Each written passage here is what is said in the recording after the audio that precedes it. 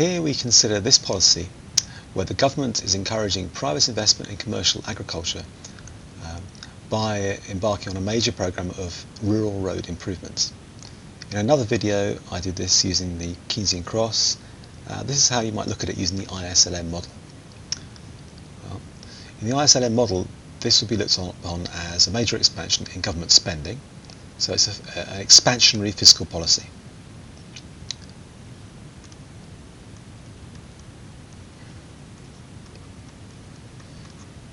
Or a fiscal expansion. So fiscal expansion, because it's an increase in government spending.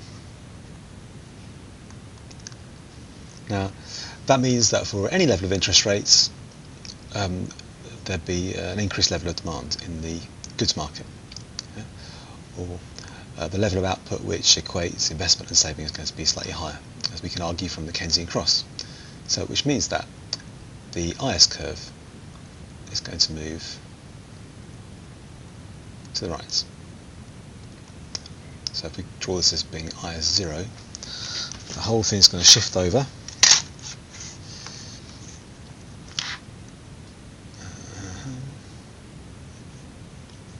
In that kind of direction there. Just one like this. IS1. So from the equilibrium position here, where we have this level of output initially, we then go up to this level of outputs.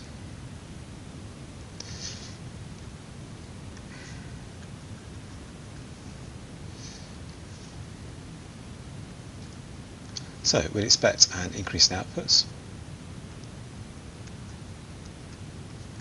from Y0 up to Y1, and if we want to know what happens to interest rates, they're going to be pushed up as well, say from R0 to R1.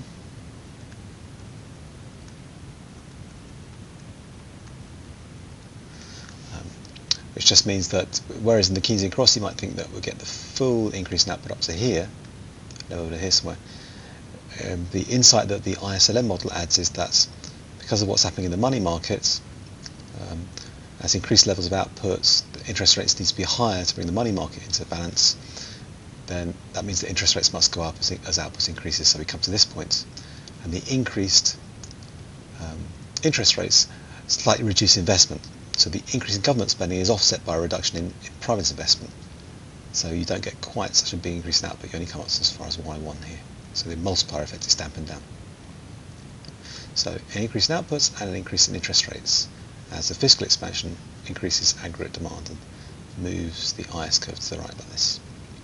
And that's that one. And then we can look at the limitation of the model, where we still here have not considered variation in prices. We assume that all prices remain fixed here.